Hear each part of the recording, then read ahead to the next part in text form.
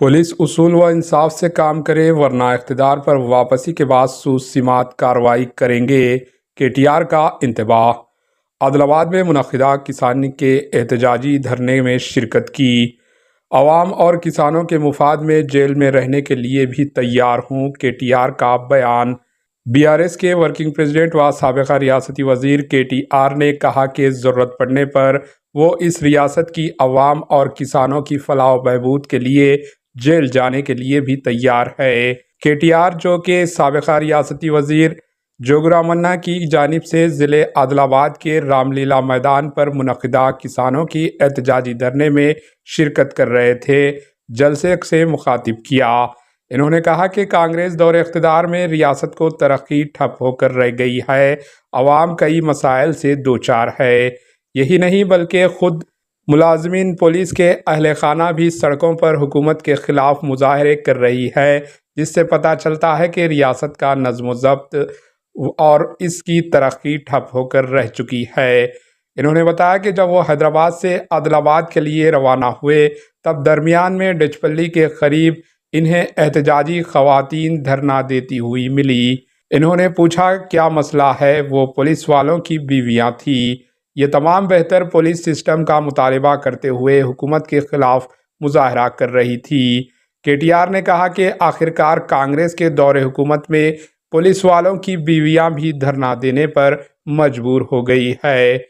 KTR ने ज़िले आदिलाबाद के उटनूर में हालिया दिनों इन पर दर्ज किए गए पुलिस मुकदमे के ज़िमन में कहा कि अगर पुलिस को धोखाधड़ी का मुकदमा दर्ज करना है तो वो रियासती वज़ीर आला चीफ मिनिस्टर रेवंत रेड्डी के खिलाफ 420 की शिकायत दर्ज करे, जिन्होंने इलेक्शन से कबल अवाम से कई एक वादे किए और इनकी अमलावरी में वो नाकाम रहे। इन्होंने मज़ीद कहा कि इस वक्त की कांग्रेस सदर रेवंत रेड्डी ने इंतखाबात इलेक्शन से कबल अवाम से वादा किया था कि वो लड़कियों की शादी के मौके पर 1 तोला सोना देंगे, किसानों को रैतु बंधु के तहत कर्ज माफ़ किए जाएंगे, बेरोज़गार नौजवानों को पहले साल 2 लाख नौकरियां देंगे।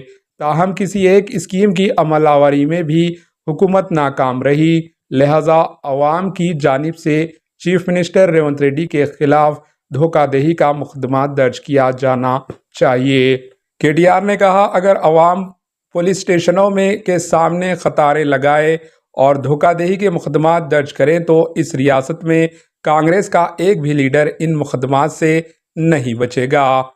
इन्होंने कहा कि रेवंत रेड्डी कोई बादशाह या शहंशाह नहीं जो मुस्तकिल इख्तिदार में रहेंगे। हम चंद्राबाबू नायडू और राजशेखर रेड्डी जैसे सियासी लीडरों से भी लड़ गुजरे थे। अगर किसानों के खिलाफ मुकदमा दर्ज किए गए तो बीआरएस खामोश नहीं बैठेगी और वो एहतजाज करेगी।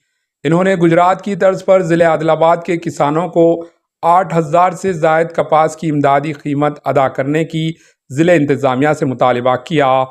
केटीआर ने बीआरएस के 10 साल दौरे इख्तिदार के सुनहरे दौर से ताबीर करते हुए बताया कि केसीआर की क़ियादत में रियासत तेलंगाना अमन व अमान का गहवार बना रहा और लोग आपस में मिलजुल कर रहते थे।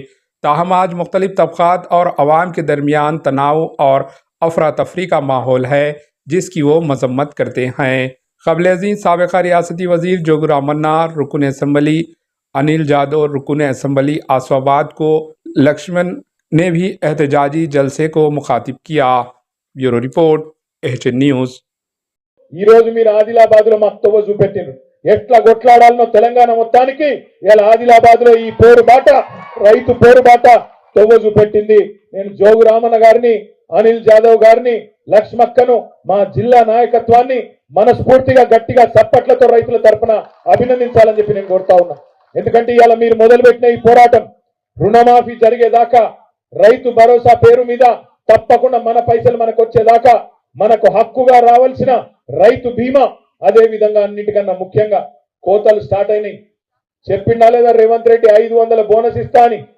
చెప్పిండా లేదా? చెప్పిండు. మరి వచ్చినాయి 500 బోనస్ బోగస్ అయింది. పత్తి రైతు చిత్తయిపోయిండు. రైతు భరోసాకు దిక్కే లేదు, ఆయన గురిసిక్కే భరోసా లేదు. ఏం రైతు భరోసా? అదే విధంగా రుణమాఫీ కాదు. అందుకే రైతుల కల్లాల కాడికి మనమే పోదాం.